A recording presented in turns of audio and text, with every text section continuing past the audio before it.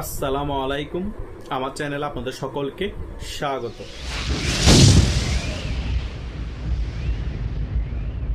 Doctor Yunus সরকার ক্ষমতায় আসার পরপরই বাংলাদেশে শেখ হাসিনাকে হিটলারের সাথে তুলনা করা হয়, শেখ হাসিনাকে মুসলিনের সাথে তুলনা করা হয়।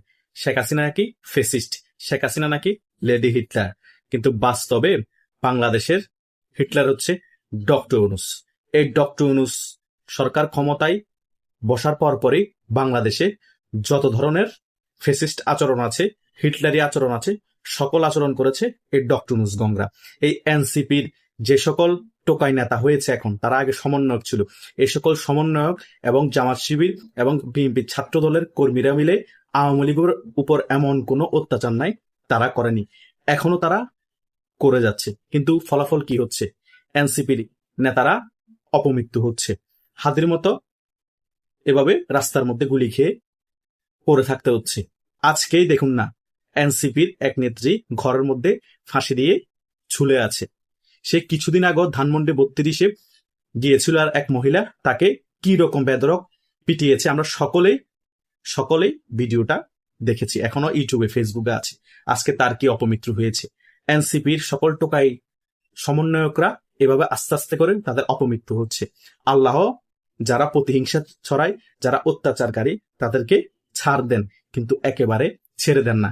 আজকে যারা হাদিকে নিয়ে অনেক বেশি মায়া কান্না করতেছেন, হাদি এই বিগত 15-16 মাসে কি ধরনের বক্তব্য দিয়েছে, তার কথার মধ্যে সকল কিছু লুকায়িত আছে। সে অন্য মানুষের মৃত্যুতে কোনো দুঃখ পায় না, অন্য মানুষকে মেরে ফেলতে চায়, সে ক্যান্টনমেন্টের ইট খুলে আনতে চায়। এটাই ছিল তার বক্তব্যের মেইন থিম। আজকে তারই কি করুণ পরিণতি হয়েছে আমরা সকলেই দেখতে পেয়েছি। এই মাহফুজ আলম, সে নাকি মেটিকুলাস ডিজাইন করে শেখ হাসিনা সরকারের পতন করেছে, সে নাকি মাস্টার মাইন্ড। ডক্টর ইউনূস বিদেশে নিয়ে গিয়ে তাকে হাইলাইটস করেছে, কিন্তু তার বক্তব্য দেখুন, সে বলছে লাশের বদলে লাশ নেওয়া হবে। হাদির লাশ কারা নিয়েছে? হাদির লাশ কি আওয়ামী লীগ নিয়েছে নাকি জামাত শিবিরের লোকেরা নিয়েছে, যারা গুপ্ত রাজনীতি করে? হাদির আশেপাশে এই ফয়সালকে কারা ভিড়িয়েছে? কাদার রেফারেন্সে ফয়সাল এসেছে ওই জায়গায়? এগুলো কি খোলাসা হয়েছে? হাদির মোবাইল কোথায়? হাদি কাদের সাথে কথা বলতো? এগুলো কি খোলাসা করা হয়েছে? এখন জাস্ট রাজনৈতিক ফায়দা লুটার জন্য, আওয়ামী লীগকে কালার করার জন্য এখন বিভিন্ন ধরনের প্রোপাগান্ডা ছড়ানো হচ্ছে। কথা বুঝেন নাই ব্যাপারটা?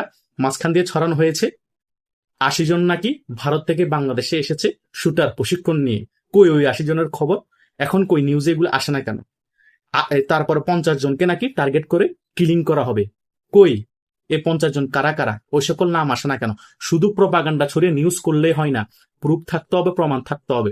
আবার আজকে যে এনসিপি ধানমন্ডি থানার এই যুগ্ম সমন্বয়ক মারা গিয়েছে, নিজে নিজে আত্মহত্যা করেছে, অনেকে ফেসবুকে প্রপাগান্ডা ছড়াচ্ছে ছাত্রলীগের ফয়সাল নাকি তার সাথে ইন্টিমেট হয়েছিল, সে প্রেগনেন্ট, সেই কারণে লজ্জায় সে আত্মহত্যা করেছে। মানে সকল ক্ষেত্রে ছাত্রলীগ এখন ফয়সালকে টানা হচ্ছে, কারণ সে তো এখন ইন্ডিয়া চলে গিয়েছে।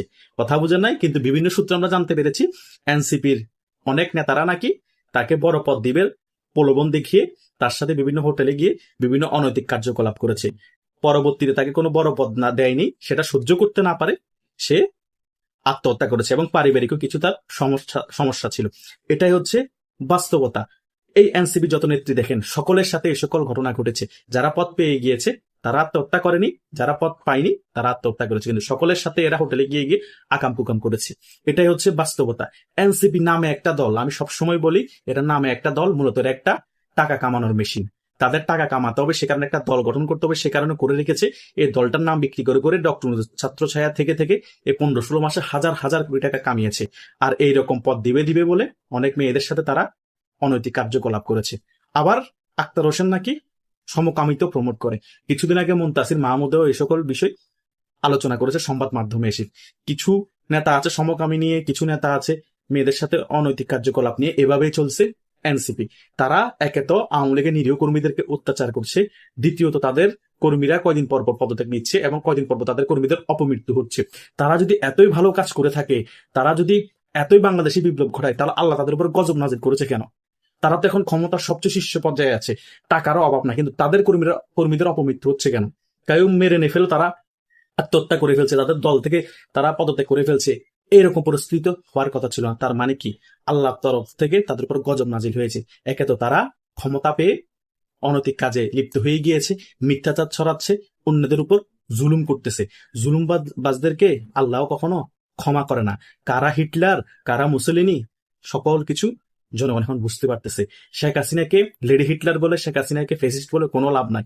বাস্তবে কারা ফেসিস্ট, কারা হত্যাকারী, কারা মেয়েদের সাথে উল্টাপাল্টা কার্যক্রম করে, কারা ছেলেদের সাথে উল্টাপাল্টা কার্যক্রম করতে চায়, সমকামিতা প্রমোট করে, সকল কিছু জনগণের কাছে ক্লিয়ার হয়ে গিয়েছে। দেখবেন এইরকম আরো এনসিপির অনেক নেতা এভাবে আত্মহত্যা করবে, মারা যাবে। এরকম হাদির মতো অনেকে রাস্তায় গুলি খেয়ে পড়ে থাকবে। কেন?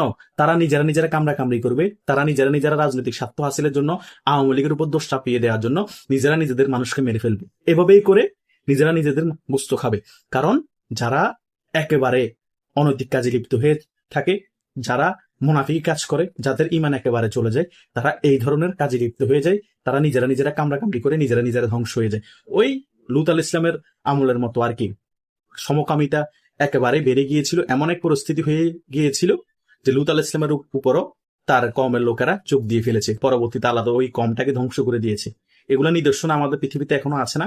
এ সেম এদের মধ্যে এখন সমকামিতা বলেন, নারীদের সাথে অনৈতিক কার্যকলাপ বলেন, এই সকল বিষয় নিয়ে তারা পড়ে থাকে। আর সংবাদ মাধ্যমে এসে শুধু আওয়ামী লীগ বিরোধিতা, ভারত বিরোধিতা, কিন্তু পাকিস্তানের বিরোধিতা করতে দেখি না। আর ভাই ভারত খারাপ বুঝলাম, ভারত এই করেছে সেই করেছে, কিন্তু পাকিস্তানও যে আমাদের সাথে অনৈতিক কাজ করেছে 1971 সালে, এখনো করে যাচ্ছে বিভিন্ন উল্টাপাল্টা বক্তব্য দিয়ে, সেই বিষয়েও বল।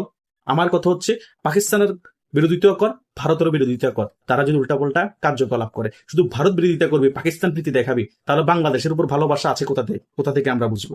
বাংলাদেশের উপর ভালোবাসা আছে তোরা বাংলাদেশ পন্থী তখনই বুঝতাম যখন পাকিস্তান অনৈতিক কাজের কথা তোরা প্রতিবাদ করতি, পাকিস্তানের বিভিন্ন ধরনের তাদের দেশে যে বক্তব্য দিচ্ছে তাদের মন্ত্রীরা সে সকলের বিরোধিতা করতি এবং ভারতেরও বিরোধিতা করতি। তখন বুঝতাম তোরা সত্যিকারের মুসলিম, সত্যিকারের মুনাফিক না। তোরা বাংলাদেশ পন্থী, বাংলাদেশের ভালো চাস, তোরা দেশপ্রেমিক। কিন্তু তোরা দেশপ্রেমিক না, তোরা হচ্ছে পাকিস্তানি প্রেমিক। সেই কারণে পাকিস্তানের উস্কানিতে, ডক্টর ইউনূসের উস্কানিতে তোরা এখন শুধু ভারত বিরোধিতা করছস, তুর্কি এবং পাকিস্তানের সেন্টিগ্রেডের সাথে মিলে। লাভ নাই রে ভাই।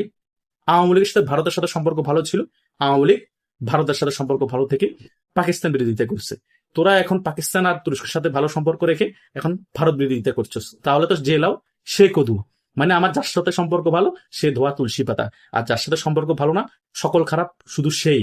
এটাই চলছে বাংলাদেশে। লাভ নাই ভাই, তোদের নারী নেত্রীরও এভাবে অপমৃত্যু হবে, তোদের নেতাদেরও এভাবে অপমৃত্যু হবে। যারাই মুখ খারাপ করবি, অন্যের খারাপ চাইবি, অন্যের উপর অত্যাচার করবি, ওনাকে গালাগালি করবি, অন্যকে ফেসিস্ট বলবি, অন্যকে হিটলার বলবি, সেগুলো সকল কিছু উল্টা তোদের গায়ের উপর আসবে। কারণ আল্লাহ, আমি বারবার বলি, যারা প্রতিহিংসাকারী, যারা জুলুমকারী, তাদেরকে ছাড় দেন, কিন্তু একেবারে ছেড়ে দেন না। সেটাই বারবার প্রমাণিত হচ্ছে। এনসিপি নারী নেত্রীদের অপমৃত্যু, এনসিপি নেতাদের অপমৃত্যু, হাদির মতো এরকম গাল খারাপ করা ছেলেদের অপমৃত্যু। এটাই হচ্ছে বাস্তবতা। কেউ মানেন আর না মানেন, আশা করছি সকল বিষয় বুঝতে পেরেছেন। আপনাদের যদি কোনো মন্তব্য থাকে কমেন্ট করে জানাতে পারেন। ধন্যবাদ সকলকে।